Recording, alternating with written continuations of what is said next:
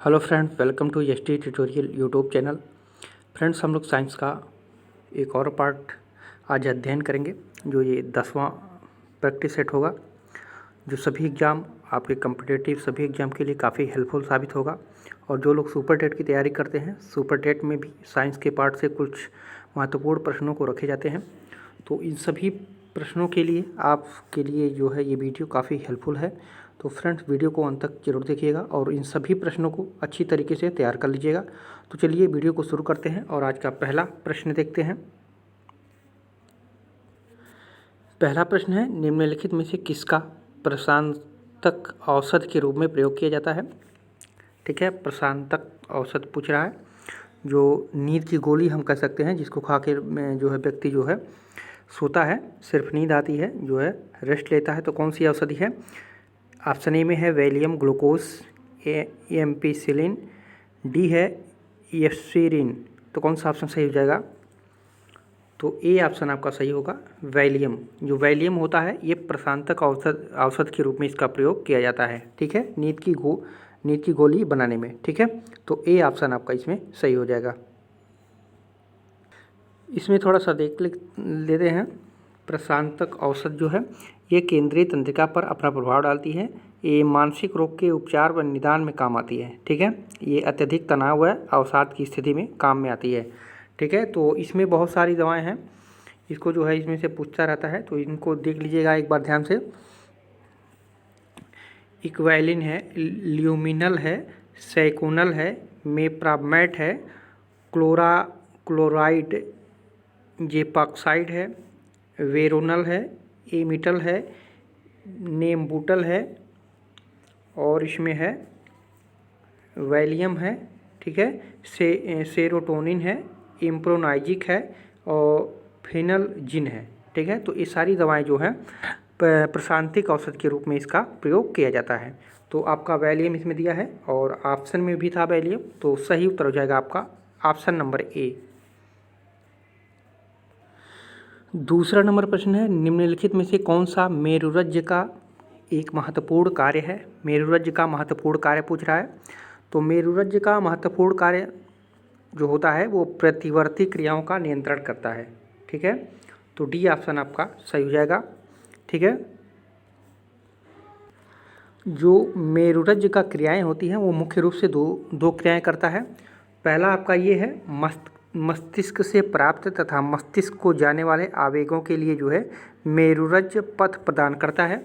ठीक है, और दूसरा है प्रतिवर्ती क्रियाओं का संचालन एवं नियमन करने का मेरुरज्ज का कार्य ही है। ठीक है, तो इन दोनों पॉइंट्स को याद रखिएगा। इनके मेरुरज्ज के प्रमुख दो कार्य होते हैं। ठीक है, तो इन दोनों को जो है याद रखिएगा। तीसरा नंबर प्रश्न है, मशरूम किसके उदाहरण है। चार ऑप्शन दिए हैं, बैक्टीरिया, वायरस, लाइकेन, फंजाई। तो मशरूम जो होते हैं वो कवक से बनाए जाते हैं, कवक के उदाहरण है, या फंजाई उसको भी कहते हैं। ठीक है, फंजाई, कवक। तो डी ऑप्शन आपका इसमें सही हो जाएगा। चौथा नंबर क्वेश्चन है, यांत्रिक ऊर्जा को वैद्युत ऊर्जा में रूपांतरित करने के लिए किसका प्रयोग किया जाता है। ऑप्शन ए में बैटरी, डायनेमो, माइक्रोफोन, विद्युत मीटर। तो कौन सा ऑप्शन सही हो जाएगा?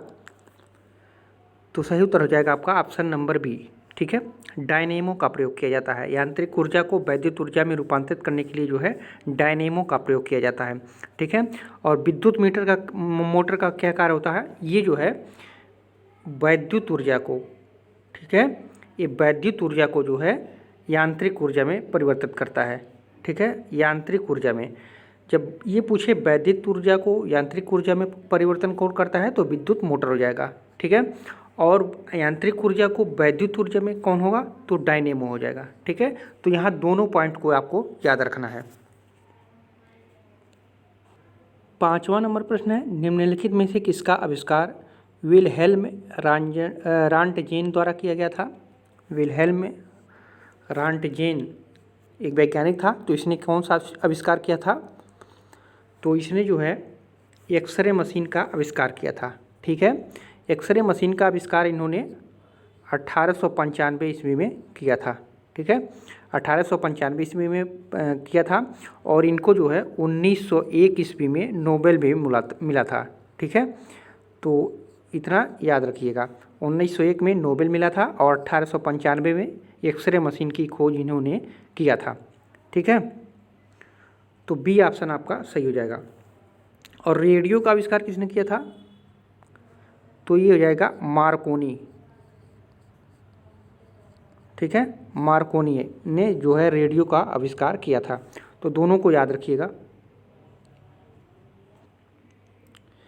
6वां नंबर प्रश्न है, डीएनए की द्विकुंडलिनी संरचना किसके द्वारा दी गई थी? डीएनए की द्विकुंडलिनी संरचना किसके द्वारा दी गई थी? तो ये दिया गया था वाटसन तथा जिक्र के द्वारा। ठीक है, वाटसन तथा जिक्र ने डीएनए की द्विकुंडलिनी संरचना जो है दिए थे। डीएनए की खोज बहुत पहले की जा चुकी थी, लेकिन जो है इसका प्रमुख श्रेय जो है वाटसन तथा क्रिक को ही जाता है। ठीक है, और डीएनए का अगर फुल फॉर्म पूछेगा तो डीऑक्सी राइबोज न्यूक्लिक एसिड। ठीक है, डीऑक्सी राइबोज न्यूक्लिक एसिड। ठीक है, ये जो है फ्रांसीसी वैज्ञानिक थे दोनों, और इन्होंने ही द्विकुंडलिनी संरचना का जो है खोज किया था, वाटसन तथा क्रिक। अगर ये भी पूछ देता है कि डीएनए की खोज किसने की, तभी जो है वाटसन तथा क्रिक ही होगा। ठीक है, तो यहाँ से सारे पॉइंट्स को याद रखिएगा। यहाँ पे थोड़ा सा देख लेते हैं हम लोग। डीएनए अणु का द्विकुंडलिक मॉडल जो है 1953 ईस्वी में वाटसन क्रिक, ठीक है, और भी सहयोगी थे, लेकिन दो मुख्य रूप से नाम दिया जाता है, नामक वैज्ञानिकों ने प्रतिपादित किया था। और इनके इस कार्य के लिए 1962 में जो है नोबेल पुरस्कार भी इसके क्षेत्र में प्राप्त किए थे।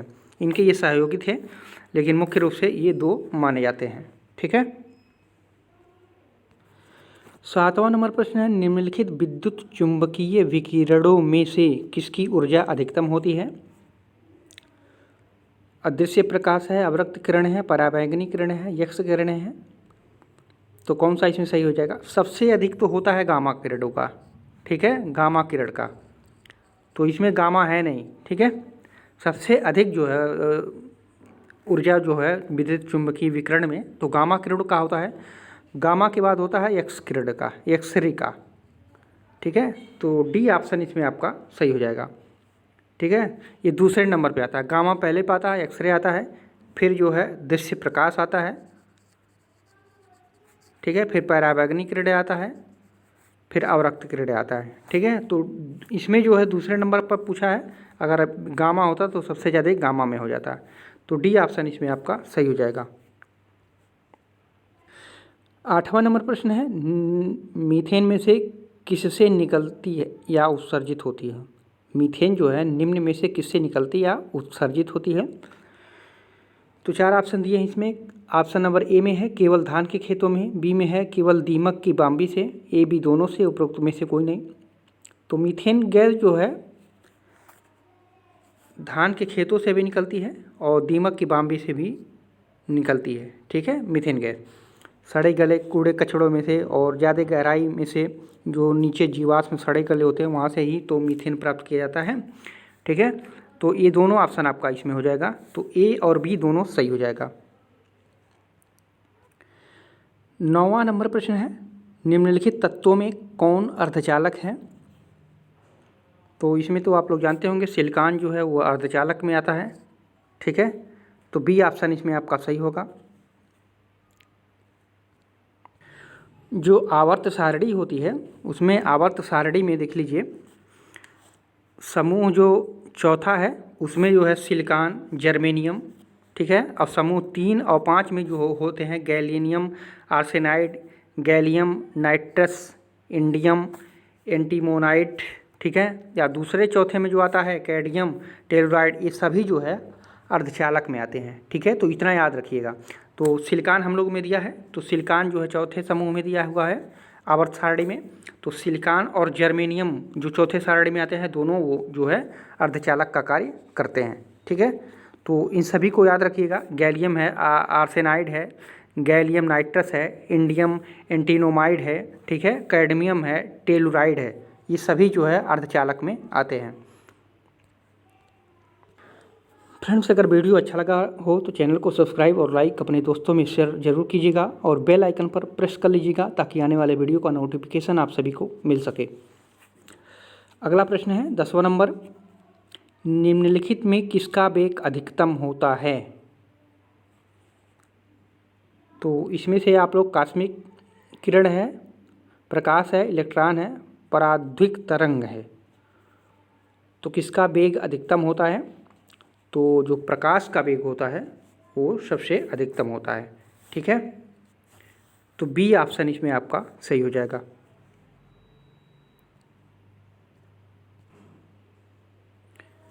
Thanks for watching this video.